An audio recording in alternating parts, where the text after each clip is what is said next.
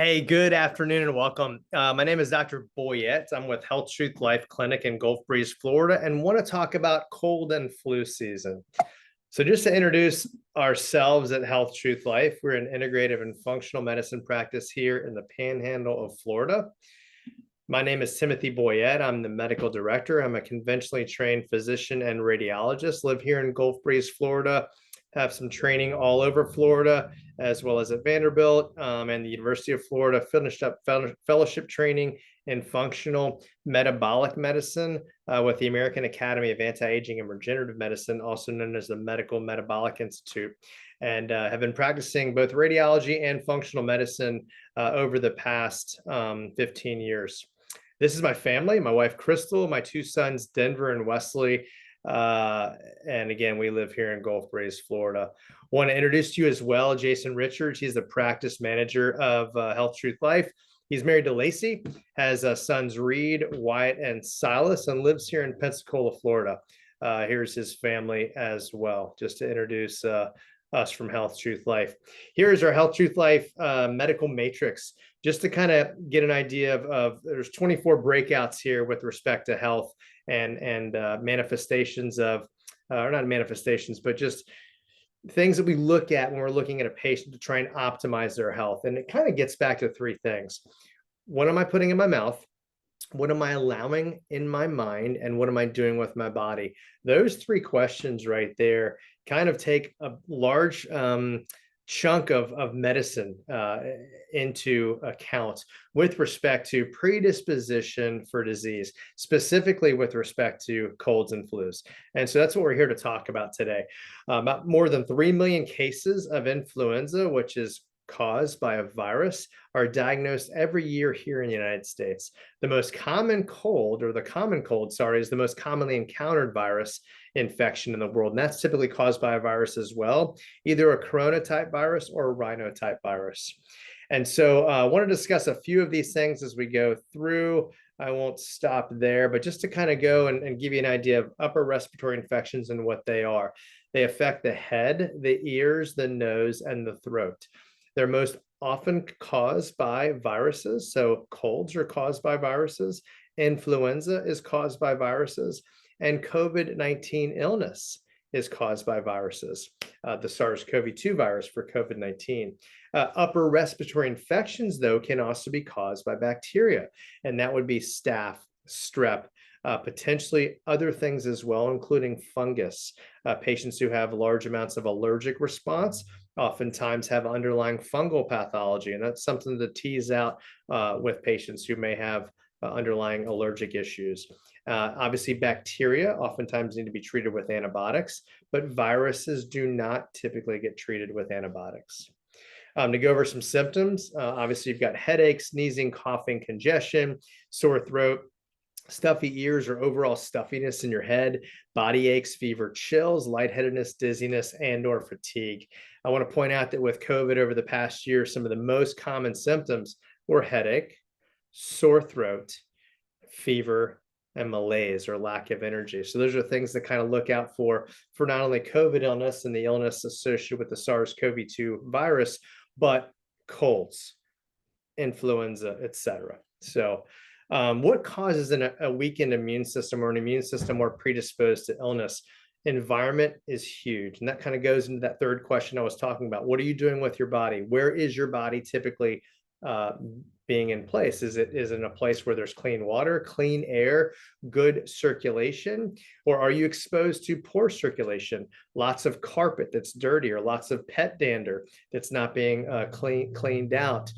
These are areas where you may, that environment may be a place where you're more predisposed to get infected with a virus or a bacteria. Why is that? Because oftentimes dirty environments oftentimes allow for poor air circulation.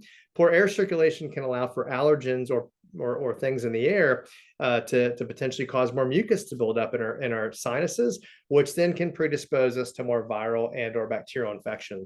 High psychological stress can play a role in immune predisposition. The so-called fight or flight response raises our stress hormones and lowers our immune system response.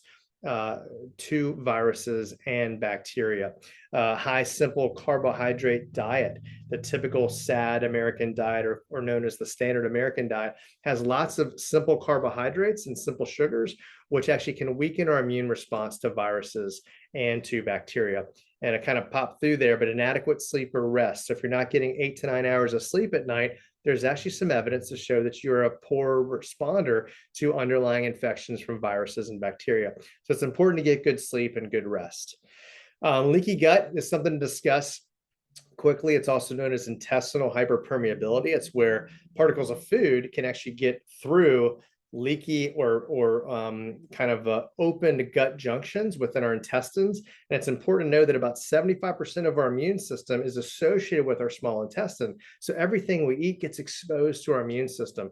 So if we have underlying food allergies or food sensitivities that may or may not be diagnosed, we can be continually exposing ourselves and our immune system to things that cause inflammation and lower the immune response whenever we're exposed to viruses and bacteria.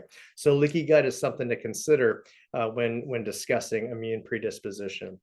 Stealth infections, underlying fungal infections, or allergic issues, especially in patients with chronic sinus disease, is important to consider because chronic sinus issues and chronic allergic sinusitis can provide an environment where there's lots of mucus, which then can provide a kind of a breeding place for viruses and bacteria. So getting rid of those stealth infections and or those stealth allergic responses, and oftentimes that's environment and food.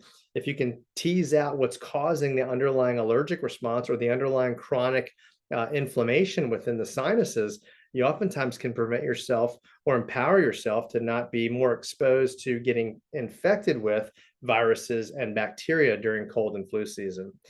So how do I know if this is me? If you're getting sick 2 or 3 times a year, you obviously have an underlying predisposition or an immune predisposition that you're not the most adept at fighting off that which you're being exposed to. And that could be underlying food issues, underlying stress, underlying sleep issues, underlying hormone issues, underlying overall poor health. And I'll say that over the past 3 years, with the stress that's occurred in this country and in the world with respect to what's taken place, has really placed people in that fight or flight continually, which then depletes our immune response whenever we're exposed to cold viruses, to flu viruses, et cetera. So just recognize that.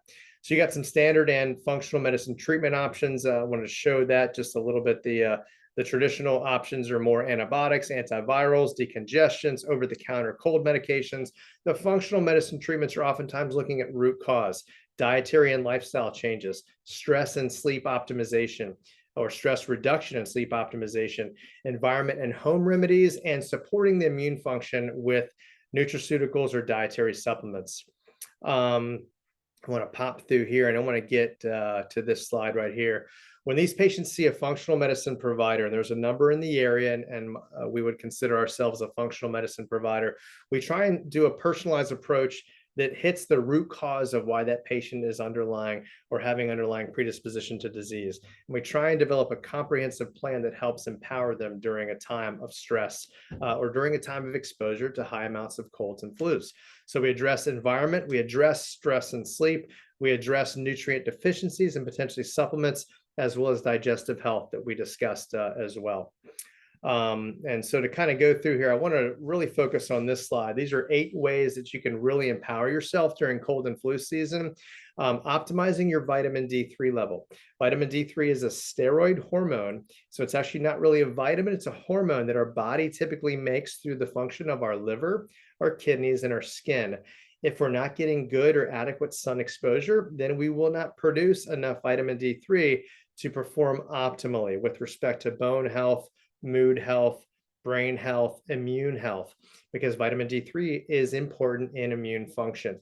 The second thing, optimizing fasting blood sugar is important. I want to point out that early on with COVID, we found out that low vitamin D3 level and high fasting blood sugar, both of those are associated with much worse outcome with COVID infection. Well, that's clear because, or it was kind of obvious, because all infections are typically associated with worse outcomes in patients who have low vitamin D3 levels and high fasting blood sugars.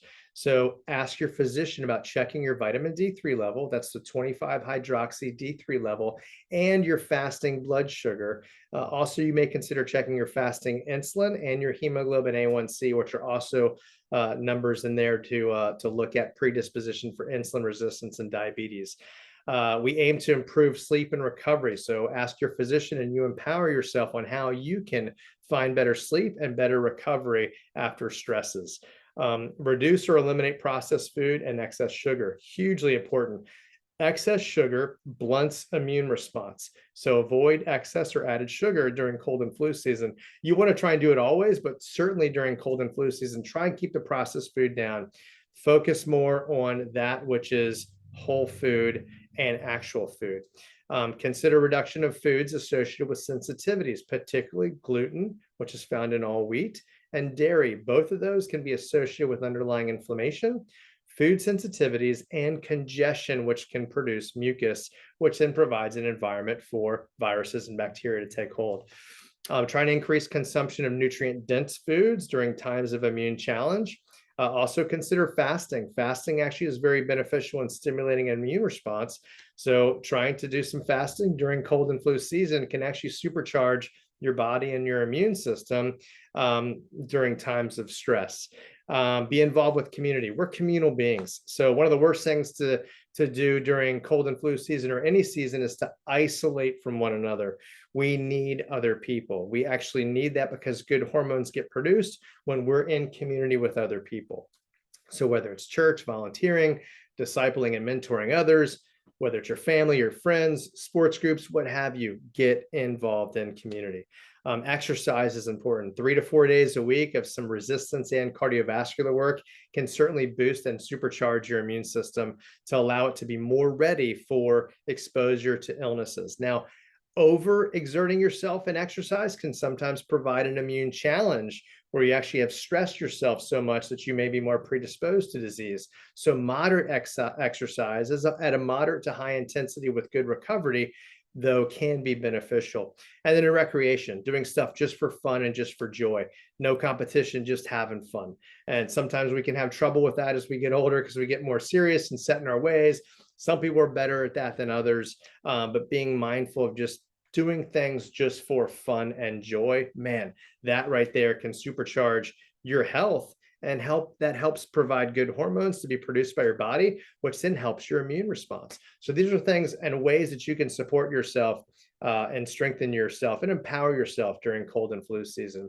And so just to kind of go over what we can provide here at Health Truth Life, we can look at your history and do a physical exam. We can do a more detailed deep dive into maybe some predisposition and or illnesses you've had in the past. We can do specialty testing. And we also provide guidance and coaching on lifestyle and or nutraceutical recommendations to help empower patients during cold and flu season. And then obviously we can do follow-up appointments and testing and help patients if and when they are exposed to or end up coming down with colds and flus. There are things to do during those times that can benefit you to recovery quicker and more holistically. And so just things to kind of think about with that. Next steps, you're more than welcome to call our office, 850-565-5050, or email healthtruthlife2@gmail.com and set up an appointment with us. We'd love to see you. I'd love to kind of go through your health history and provide some options for empowerment during this time. We'll also provide a free discovery call if you'd like to before you actually make an appointment. So just thank you very much for listening. We wish you well and take care and God bless.